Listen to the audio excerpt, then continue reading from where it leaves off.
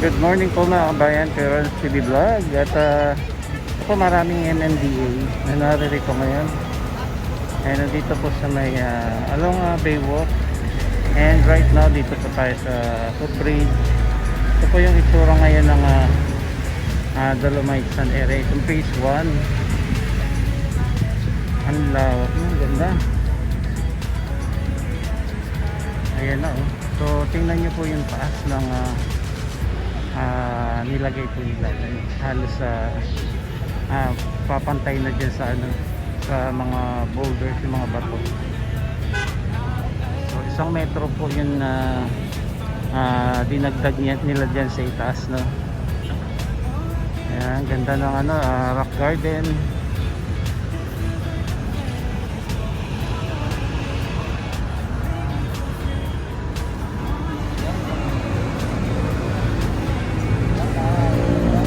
Ganda mailatag na po itong yung Dolomite Sand. So hindi siya yung yung dating Dolomite na mas maliliit na ito, medyo malalaki ng konti. So pagka umapak ka, yung parang lumulubog ka, no? Buhangin talaga yung dating na dating niya. Kasi yung una, ayun, no, halos pagka nangyayari doon, para siya nagiging solid, matigas. Ito talaga po parang para sa mga beach talaga, yung mga buhangin, no? Tapos mas malalaki po yung nilagay doon sa may tubig, no? Karamihan lang nilagay po dyan mga pebbles, mga dolomite pebbles.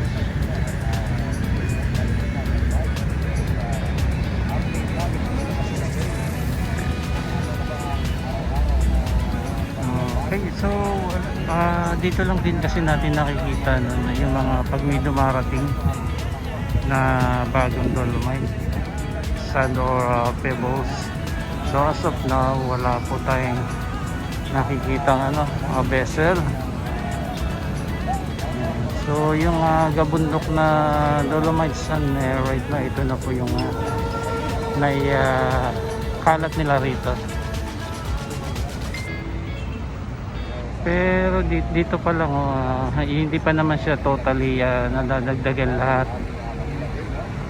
Pero konting-konti na lang ito, halos yung buong phase 1 ay may mga dolomite sand naman na. Yan, kaya lang yung 1 metro pa nga idinagdag, dito pa lamang yung nailalagay.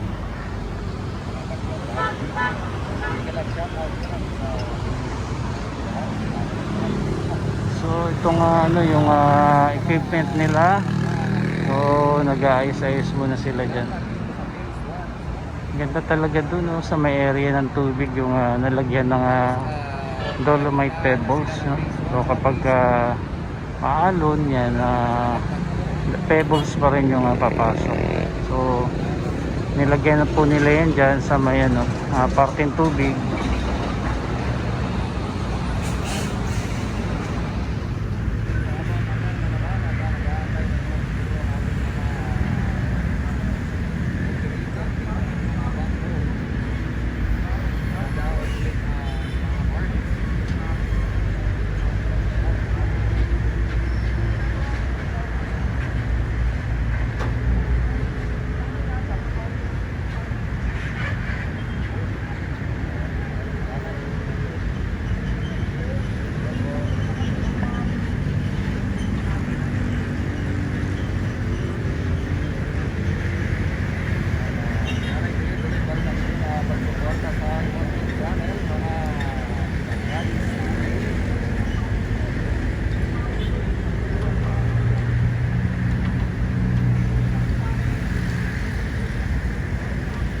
Buddies TV, B-O-D-Y po. Okay.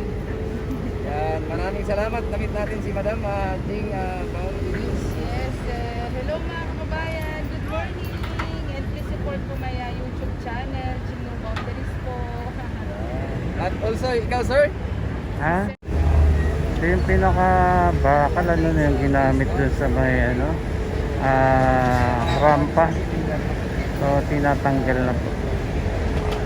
So ayun yung area, no, yung ginawang rampa. So tinatanggal na rin nila yung mga GU bags dyan. Ayan. Okay, so para malagay na rin nila ng diretso yung area, no, ng Dolomite Pebbles, katulad po ng nasa area na yan. Yan. May diver tayo na nandun, banda sa dulo at siguro ay kanilang i-check kung saan lang nangyari Ayan, no, sa may mga diver.